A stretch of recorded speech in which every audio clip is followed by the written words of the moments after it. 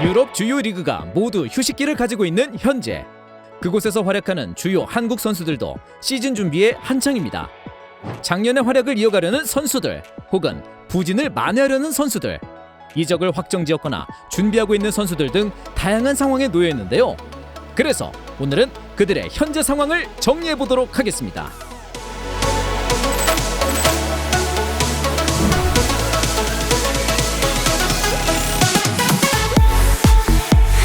21-22 시즌 프리미어리그 득점왕 타이틀을 차지하며 명실상부 세계적인 공격수로 자리매김한 손흥민. 얼마 전 7월 중순에는 한국의 프리시즌 경기를 치르러 방문하기도 했습니다. 손흥민 선수는 다음 시즌에도 토트넘의 주축 공격수로 나설 것으로 보이며 팀의 리그 우승 경쟁과 다시 복귀한 UEFA 챔피언스리그에서의 맹활약이 기대됩니다. 지난 시즌을 앞두고 울버햄튼으로 임대 이적한 뒤 겨울 이적 시장을 통해 완전 이적이 확정되며 프리미어리그에 데뷔한 황희찬. 팀의 극심한 공격력 부재 속에서도 30경기 5골을 기록하며 연착륙을 마쳤습니다. 프리시즌 중 한국에서 기초 군사훈련을 받고 팀의 일정에 합류했으며 남은 이적 시장에서 특별한 영입이 없는 한 차기 시즌에도 주전으로 나설 것으로 기대됩니다. K리그 수원과 한국 국가대표팀에서 라이징 스타로 떠오른 이후 21-22 시즌 겨울 이적 시장에서 만 19세 11개월이라는 최연소 기록으로 유럽에 입성한 정상빈. 일단 울버햄튼에 입단했지만 취업 비자 문제가 해결될 때까지 18개월 자동 임대 조건으로 스위스의 그라스호퍼에 합류했죠. 그러나 스위스 내에서의 워크 퍼밋 문제로 2월 말까지 데뷔가 지연됐습니다. 이후 6경기에 출전했고 시즌 막판에는 부상으로 뛰지 못했죠. 큰 기대감을 주고 유럽에 진출한 정상빈. 아직 어린 나이이기 때문에 조급해하지 않고 차분하게 자신의 실력을 입증해 나가며 폭풍 성장할 수 있기를 기대해봅니다. 유스에서부터 1군 데뷔까지 오랜 시간 활약하며 말도 많고 탈도 많았던 발렌시아를 드디어 떠나 지난 시즌부터 마요르카에 합류한 이강인 선수. 시즌 초반에는 감독의 신뢰 속에 많은 출전 기회를 얻으며 이적의 이유를 증명하는 듯 했지만 후반으로 갈수록 감독의 경질과 함께 강등권에서 생존 경쟁을 하는 팀의 전술에서 중용되지 않았죠. 최종적으로 15번의 선발, 15번의 교체 출전 속에서 1골 3도움을 기록했습니다. 시즌 종료 후 많은 출전 시간이 필요한 이강인과 팀 전술에 그가 필요하지 않아 보이는 팀의 입장이 대립하며 결국 이적 가능성이 점차 높아지고 있는데요. 현재 언론에 등장한 유력 후보로는 네덜란드의 페예노르트가 있는 가운데 과연 이강인의 결정은 무엇일지 이적 시장 끝까지 지켜보시죠. 독일 진출 후 2부 리그 홀슈타인 킬에서 3시즌간 맹활약하며 팀의 에이스가 되더니 결국 지난 시즌 마인츠로 이적하며 드디어 분데스리가에 데뷔한 이재성. 첫 시즌부터 팀에서 중용받으며 4골 3도움을 기록. 자신의 가치를 곧바로 입증해냈죠. 완벽하게 적응을 마친 이재성은 22-23 시즌에도 지난 시즌 막판 같은 부상이라는 변수만 없다면 탄탄한 입지와 함께 활약할 것으로 기대됩니다. 20-21 시즌 프라이부르크의 1군에 데뷔하며 본격적인 분데스리가 생활을 시작한 정우영. 지난 21-22 시즌에는 무려 리그 32경기에 출전하며 주전으로 도약하였고 5골 2도움이라는 공격 포인트까지 생산해내며 잠재력이 폭발하기 시작했습니다. 또한 팀도 리그 6위, 포칼컵 준우승을 거두며 성공적인 시즌을 보냈죠. 거기에다 다가올 겨울에는 국가대표로 월드컵 출전까지 유력한 상황이라 다음 시즌의 정우영은 얼마나 더 성장할지 벌써부터 기대가 됩니다. 지난 21-22 시즌 겨울 이적 시장 마지막 날 K리그 울산을 떠나 2부 리그에서 승격을 노리던 샬케로 임대 이적한 이동경. K리그에서 뿐만 아니라 올림픽과 국가대표팀에서 폼이 최상이었던 덕분에 그의 독일행은 큰 기대를 주기에 충분했습니다. 그러나 불과 한 경기 교체 출장 이후 2월 말 큰 부상을 당하며 허무하게 시즌을 마감해버렸죠.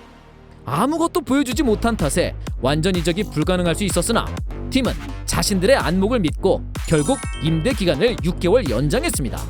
또한 샬케가 분데스리가 승격에 성공한 덕분에 이동경은 다가올 22-23 시즌 분데스리가의 데뷔가 예정되어 있죠. 더불어 짧은 기간 자신의 가치를 입증해야만 하는 상황이기 때문에 기회가 주어졌을 때 맹활약할 수 있기를 기대합니다. 이동경과 마찬가지로 지난 21-22 시즌 겨울 이적 시장에서 울산을 떠나 분데스리가 헤르타 베를린으로 이적한 이동준. 비유럽 선수 영입이 거의 없다시피 했던 팀의 기조를 생각했을 때 이동준에 대한 기대가 그만큼 컸던 영입이었죠. 덕분에 이적 후 곧바로 출전 기회를 얻었으나 너무 급한 데뷔 때문인지 리그와 팀에 적응할 시간이 턱없이 부족하였습니다. 결국 4경기 출장 후 부상을 당하며 시즌을 아쉽게 마감했는데요. 울산 소속이었다는 점과 이적 상황, 시즌 마무리의 현재 상황까지 이동경과 많은 부분이 비슷한 이동준. 22-23 시즌에는 치열한 주전 경쟁이 예상되며 꼭 이겨낼 수 있기를 희망해봅니다. 19-20 시즌 프랑스 리그앙 보르도로 이적하며 유럽 생활을 시작한 황의조. 한국 국가대표팀 주전 스트라이커답게 최근 2시즌 동안 최하위 전력의 팀에서도 2자릿수 득점을 기록하며 유럽에서도 충분히 통한다는 것을 입증했죠. 그러나 황의조의 맹활약과는 반대로 팀은 결국 지난 시즌 최하위를 기록, 강등을 피하지 못했습니다. 심지어 심각한 재정 문제로 3부 리그 강등까지 논의되고 있는 상황에서 팀에서 가장 몸값이 높은 황의조를 판매하지 않을 수 없는 상황이죠. 결국 황의조의 이적은 확정적인데 관건은 어느 팀으로 가느냐입니다. 언론에 따르면 같은 리그에서는 FC 낭트, 스트라스부르, 트루아, 몽펠리에, 마르세유 등 많은 클럽이 언급되고 있으며 분데스리가의 샬케, 마인츠도 언급됐습니다. 또한 프리미어리그의 웨스트햄, 그리고 포르투갈의 FC 포르투도 등장했죠. 심지어 미국 MLS의 오퍼까지 있었으나 거절했다고 알려져 있습니다. 아마 황의조에게 중요한 조건들은 월드컵을 앞두고 주전이 보장되어 폼을 꾸준히 유지할 수 있는 곳, 유럽 대항전에 출전할 수 있는 기회 등이죠.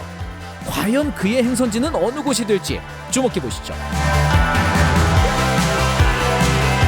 유럽행이 시간 문제였던 김민재는 지난 시즌을 앞두고 페네르바체로 향하며 유럽 무대에 드디어 데뷔했습니다. 그리고 기대했던 대로 첫 시즌부터 괴물이라는 닉네임답게 주전 센터백으로서 맹활약을 펼쳤죠. 그렇기 때문에 채 한 시즌이 지나기 전부터 김민재는 유럽 전역으로부터 관심과 구체적인 이적 제안을 받기 시작했습니다. 결국 시즌 종료 후 수많은 공식 오퍼를 받은 것으로 보도됐는데 그 중에서도 7월 중순이 지나면서 프랑스의 스타드렌, 이탈리아의 나폴리가 유력한 행선지로 떠올랐습니다. 팀은 김민재를 어떻게든 붙잡으려고 했지만 두 클럽은 2천만 유로가 넘는 바이아웃 지불 의사까지 불사하며 협상을 이어갔죠. 결국 스타드렌으로 확정되는 분위기였으나 주전 센터백인 쿨리발리의 첼시 이적이 확정된 나폴리가 구단의 모든 행정력을 동원하여 하이제킹을 시도했습니다. 결국 7월 22일 각종 언론 보도에 따르면 나폴리는 김민재와의 메디컬 테스트만을 남겨놓은 것으로 알려졌는데요. 과연 세계 최고의 리그 중 하나인 세리에 A에서도 우승권 팀이자 UEFA 챔피언스리그에도 참가하는 나폴리에서 활약할 김민재를 보게 될까요? 지금까지 22-23 시즌을 앞둔 코리안 유럽 리거들의 현재 상황을 정리해봤습니다. 모든 선수들이 부상당하지 않고 지난 시즌만큼 혹은 더욱 좋은 활약을 펼쳐주기를 기대하면서 이만 어퍼사커 마무리하겠습니다. 어퍼사커!